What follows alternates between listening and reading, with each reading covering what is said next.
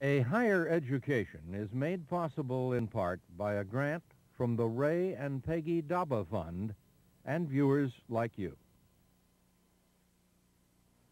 The Unz initiative would end bilingual education in California public schools. Children would be required to learn English in one-step English immersion classes. Teachers, parents, and language experts agree it won't work. Could this initiative strike at the core of cultural identity? And more importantly, what will be the impact of this initiative on a higher education? We will discuss this next on A Higher Education.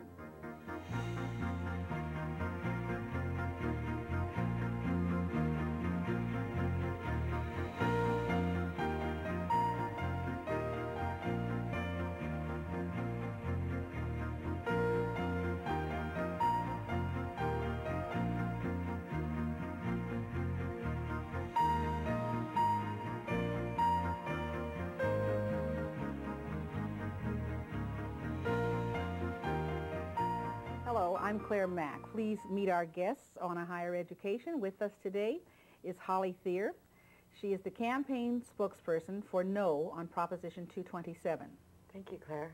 Ron Unz, who is author of the bilingual initiative, Prop 227, and Dr. Olivia Martinez, Vice President of Kenyatta College and former Director of Bilingual Education in Bay Area school districts. Ron, let's begin with you. I'd like your take on what you feel your initiative is. What our initiative would do would be switch California's system of educating children who don't know English away from bilingual education where they're taught in their native language and more towards intensive sheltered English immersion. So in other words, under our initiative normally, children would be taught English as soon as they start school, which I think is the important. Nothing more, nothing less. That's it.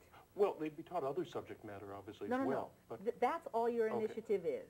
Well, I mean, without other things, it actually allocates $50 million to local school districts to fund adult English literacy programs as well.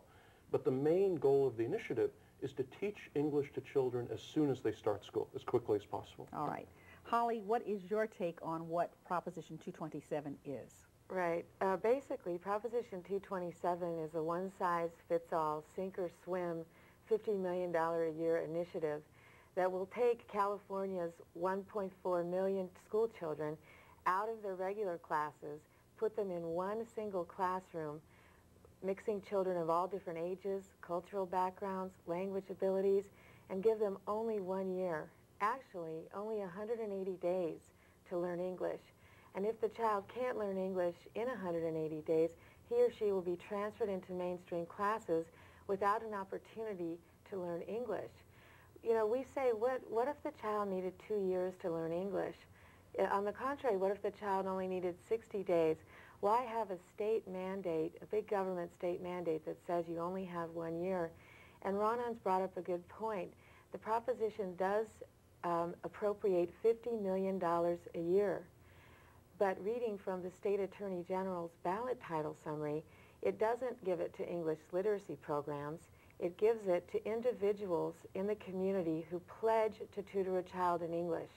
There's no accountability on that money. There's no strings attached. It sounds a little bit like the state lottery to me. Okay, let's put a bookmark on that. We'll come back to that. Dr. Martinez, your take on what it is, what 227 is. Well, my interest in all this is in student success. And I think to begin with, we need to define what it is we're talking about. Yes. Bilingual education is teaching a student in a language they understand while they are learning English, period.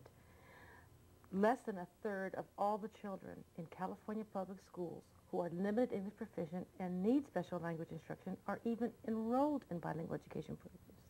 So I think the point I'm concerned about is we are proposing to mandate, dictate to local school boards what they can or cannot do with children that they know best.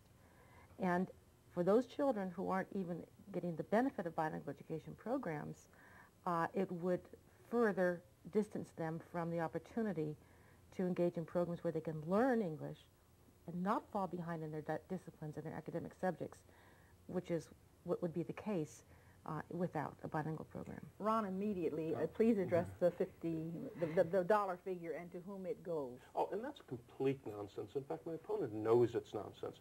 Anybody who reads the text of the initiative, the law we're voting on, sees very clearly the money goes to local school districts to fund adult English literacy programs. I mean, to be honest, the campaign against us refuses to defend bilingual education in any way. In fact, their campaign materials say, avoid the subject of bilingual education at all costs.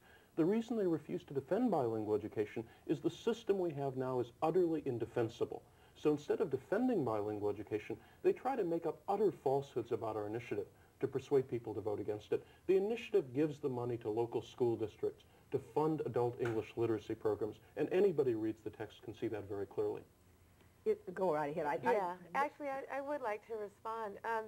I was reading directly from what the Attorney General, who is not part of our campaign, Bill Jones, says in his ballot title and summary, and it says, and I quote, that Proposition 227 appropriates $50 million per year for the next 10 years to individuals who pledge to tutor a child in English. Now, what Ron Unz is saying about the adult literacy programs, I think that sounds fantastic, but the truth is that it's not in his initiative, and it's not what we'll be voting on June 2nd. And with respect to bilingual education, I think you bring up a good point, Ron. There are very good bilingual education programs out there right now that are working. There are some that need improvement. What we want our children to learn English. And we know that Proposition 227 is not going to do that. There is no research that shows a child can learn English in 1 year in an English immersion program. Now, there will be some examples that people will cite today that say, well, my child was a super achiever and learned English in 30 days. And there are children out there like that. But I think what we saw on March 13th with the State Board of Education's decision is that they realized that districts and teachers need the flexibility to decide how best to teach children. And they said there will not be one state program on how children are taught English. And that's exactly contrary to what Proposition 227 would do should it pass. With the way the bilingual system is set up now, there is still not one way. There are several components to This is what I wanted to go to in the beginning. Most people don't know what bilingual education is right now. I'll be glad to clarify that.